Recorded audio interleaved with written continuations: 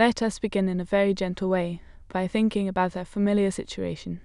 We have a curve drawn above a horizontal axis, and we are interested in the region between the curve and the axis over some fixed interval along the horizontal direction. The central question is simple to say and surprisingly deep to answer. How can we describe the total area under that curve from a starting point to an ending point in a way that is precise and reliable? It is worth repeating that we are not yet assuming we already know what area under a curve must mean. For straight edges and rectangles, area is easy.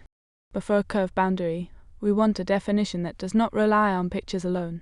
We want a definition that can be trusted even when the curve is complicated. So, we proceed by approximation, because approximation is a very honest way to begin. We replace the curved region by something we know how to measure, rectangles.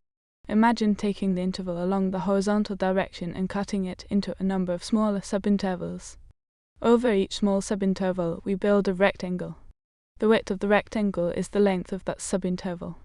The height of the rectangle is chosen from the function values on that subinterval. There are different ways to choose the height. We could take the function value at the left endpoint of the subinterval, or at the right endpoint, or at a point in the middle, or at any chosen point within it. And this is important. The rectangle is not unique, because the height selection is not unique. At first, this might seem like a weakness, but it is actually part of the strength of the method. If we refine the partition, making the subintervals smaller and smaller, then for well-behaved functions the difference between these choices becomes smaller and smaller too. In a sense, the curve forces the rectangles to agree in the limit. Let us pause and reflect. At this stage we have a very concrete idea. Area is something we approximate by sums of rectangle areas. Each rectangle area is width times height, spoken in words, the length of the subinterval multiplied by the function value chosen as the rectangle's height. Then we add up all those rectangle areas. That total is called a Riemann sum, a sum of rectangle areas meant to approximate the area under a curve. Now we add the next ingredient, the one that turns approximation into definition. We refine the partition. That is, we increase the number of rectangles, and as we do so, we make each rectangle thinner, each subinterval shorter. We consider what happens to the Riemann sums as the partition becomes finer and finer. If, as we refine, the Riemann sums approach a single limiting value, and if that limiting value does not depend on the particular choices of sample points within the subintervals, then we declare that limiting value to be the definite integral of the function over that interval. It is worth repeating this slowly. The definite integral is not initially the area. It is a limit of Riemann sums. The phrase area under the curve is an interpretation that becomes justified once the definition is in place. The definition itself is a limit process, rectangles, refinement, at a stable limit that represents the accumulated total. And that word, accumulated, is very important. The definite integral should be thought of as total accumulated quantity. Area is one kind of accumulation, but there are many others. If the function represents a rate of change of some quantity over time, then the definite integral represents the total change accumulated over that time interval. If the function represents density along a line, the integral represents total mass. If the function represents speed, the integral represents total distance traveled, at least when speed stays non-negative. So the integral is a general machine for turning a local description into a total quantity. Let us pause and restate what we have. We begin with rectangles because rectangles are easy to measure. We use many rectangles to approximate a curved region. We refine to reduce the error. If the approximations settle toward a single value, we call that value the definite integral. And we interpret it as the total accumulation associated with a function over the interval. This also explains why a definite integral depends on two endpoints. It is always accumulation from a starting point to an ending point. If we change the endpoints, we change what we accumulate. The integral is tied to the interval, not only to the function. Now, one more common thought. When we speak about refining, we mean something very concrete. The maximum width among all subintervals should shrink to 0. That is a key measure of refinement. We want every rectangle to become thin. We do not allow one rectangle to stay wide while others become thin. As the partition becomes fine in this sense, the rectangles track the function more faithfully, and the Riemann sums, if all goes well, converge to the definite integral. So in summary, this first conceptual section gives us a robust definition. Definite integral means limit of Riemann sums. Riemann sums mean total area of rectangles built from subinterval widths and function heights. Refinement means thinner and thinner rectangles. And the integral, when it exists, is the stable number all these approximations settle toward. Let us now transition gently to the next major idea, which connects this accumulation viewpoint to the idea of rate of change. We have defined the definite integral as a limit of sums. That definition is conceptually satisfying, but it can be difficult to compute directly. Actually computing limits of large sums is not always pleasant. So it is natural to ask, is there another way to evaluate definite integrals, one that uses other calculus ideas, perhaps derivatives, perhaps antiderivatives, perhaps rates? This leads us to what is often called the Fundamental Theorem of Calculus. The name suggests that it is not just another fact, but a deep bridge connecting two sides of calculus. To approach it calmly, let us return to the idea of accumulation. Imagine we fix a starting point. Now, for each endpoint, we define a new quantity, the accumulated integral from the fixed start to that endpoint. In other words, we let the upper bound vary, and we treat the definite integral as a function of that upper bound. So we are not only looking at a number now. We are looking at a function, the accumulation function. For each endpoint, it reports the total accumulated quantity from the start up to that endpoint. Let us pause and reflect. This is a subtle shift. The definite integral for a fixed interval is one number. But if we allow the upper endpoint to move, we get a whole family of numbers, one for each upper endpoint. That family is best understood as a function. Now comes the key insight. Suppose the original function describes a local rate. Then the accumulation function describes total accumulated change. The fundamental theorem tells us that, under appropriate smoothness conditions, the derivative of the accumulation function is the original function. Let us say that again, more slowly and in slightly different words. If you accumulate a quantity by integrating a rate, and then you ask how fast that accumulated total is changing at a particular point, you recover the original rate at that point. Accumulation and rate are inverse processes. This is deeply soothing in a way, because it means the two main operations of calculus, differentiation and integration, are not separate worlds. They are paired operations connected by a precise relationship. There is also a second aspect of the fundamental theorem, which is the computational aspect. It says that if we have an antiderivative of the function, then the definite integral from the lower endpoint to the upper endpoint can be computed by evaluating that antiderivative at the endpoints and taking the difference. Again, no symbols, just words. Find a function whose derivative is the integrand. Then plug in the upper endpoint, plug in the lower endpoint, and subtract the second value from the first. That gives the definite integral. It is worth repeating, the definite integral, which began as a limit of rectangle sums, can often be evaluated by antiderivatives. This is not obvious from the definition alone. It is a powerful theorem that tells us these two viewpoints match. Let us pause and connect the two statements. The first statement says, if we define accumulation by an integral with a variable upper limit, then the derivative of that accumulation is the original function. The second statement says, if we can find an antiderivative, then the definite integral over a fixed interval is the change in that antiderivative from the lower to the upper endpoint. In a sense, the second statement follows from the first by careful reasoning. The accumulation function is an antiderivative. If its derivative is the original function, then it is an antiderivative. And if we have any antiderivative at all, then the accumulation over an interval is given by the change in that antiderivative across the endpoints. Now let us restate the conceptual meaning. Integration measures total accumulation. Differentiation measures instantaneous rate. Fundamental theorem says that accumulating a rate and then differentiating gives you back the rate. And it also says that to compute an accumulation over an interval, it is enough to find an antiderivative and evaluate at endpoints. Let us pause and reflect one more time. There is something reassuring here. Although the definite integral is defined by a limiting process, and although it might seem complicated, it is often computed through a much more direct method by antiderivatives. That is the practical payoff, but the conceptual payoff is the recognition that accumulation and rate are inverse operations, like building up and peeling back. Now, with that bridge established, we can move toward the craft of actually finding antiderivatives, which is where integration techniques enter. We have said that definite integrals can be computed via antiderivatives.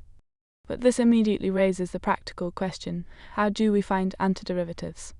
There is no single universal method, because functions come in many forms.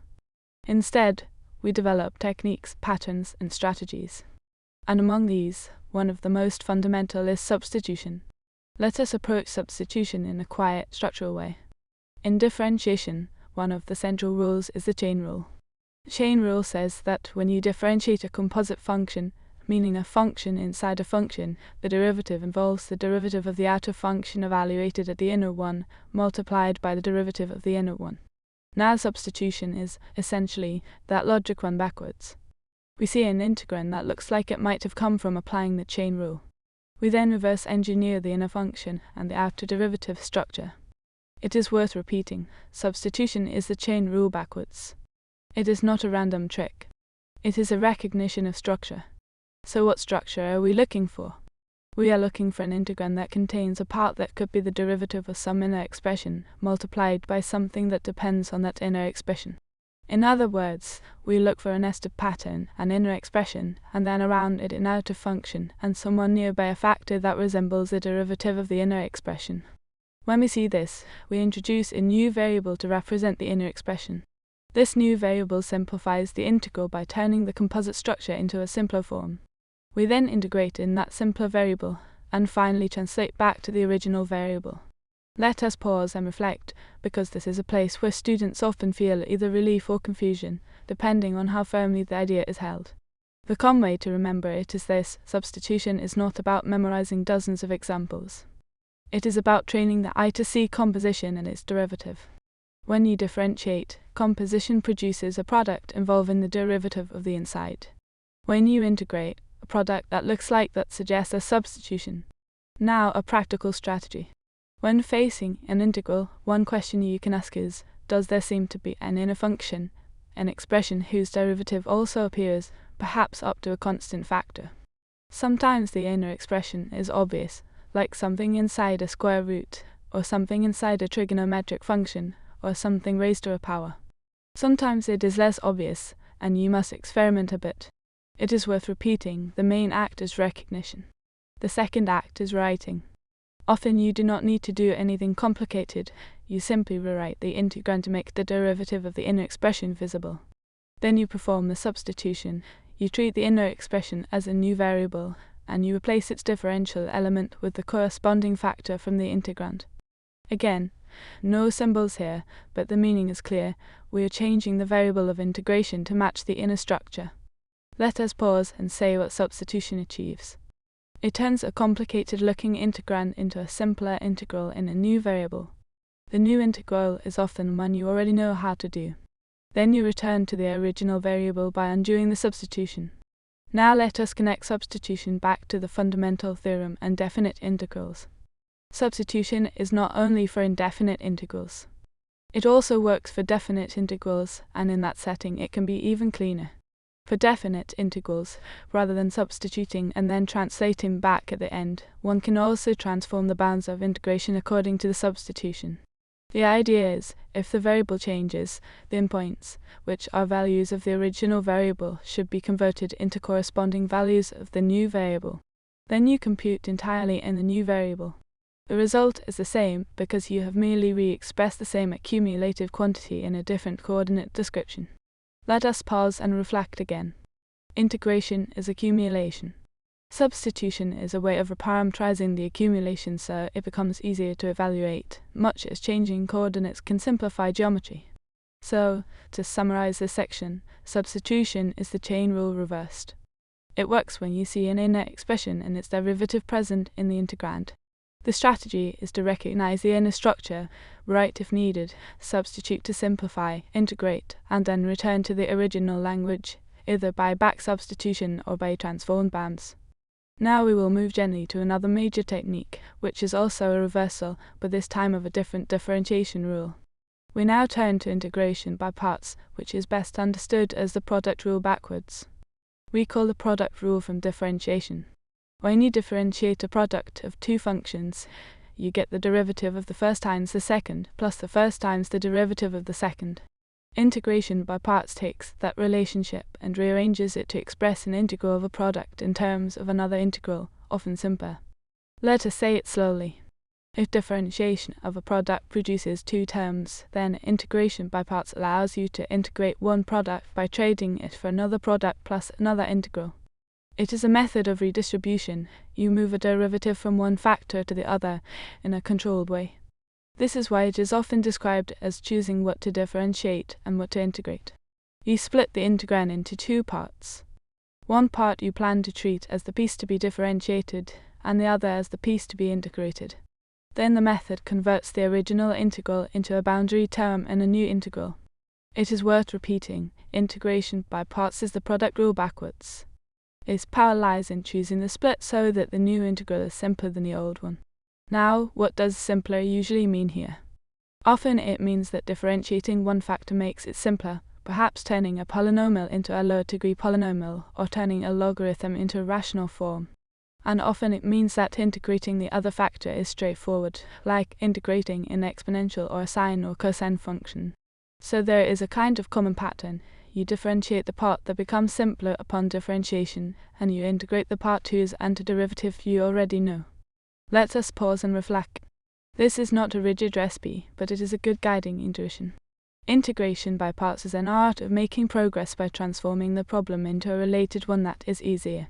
Sometimes you apply integration by parts once and you are done. Sometimes you apply it repeatedly, especially when the part you are differentiating keeps becoming simpler step by step, as with polynomials. And sometimes you end up with an equation where the original integral appears again, which you can then solve for that integral. This can feel like a small loop that closes neatly. Now let us connect this to the overall theme. Integration is accumulation, but to compute accumulation we often need antiderivatives, and antiderivatives are found by recognizing reverse differentiation patterns. Substitution recognizes the chain rule pattern. Integration by parts recognizes the product rule pattern. Let us now add another tool to our kit, partial fractions and algebraic decomposition. Sometimes the integrand is a rational function, meaning it is a quotient of two polynomials. In such cases, a common path is to decompose a rational function into simpler pieces whose antiderivatives are known.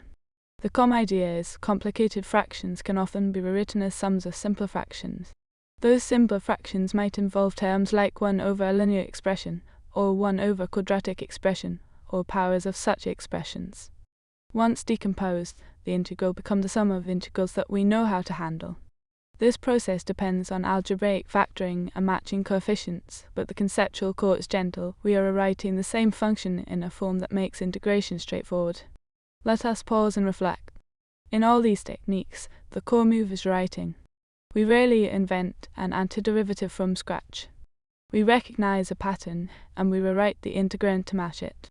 Substitution rewrites to reveal an inner derivative. Integration by part rewrites to shift derivatives between factors. Partial fractions rewrites to split a complex rational form into manageable fragments. And it is worth repeating that these are not isolated tricks. They are expressions of a single principle. Integration is easy when the integrand is expressed in terms that align with familiar derivative patterns.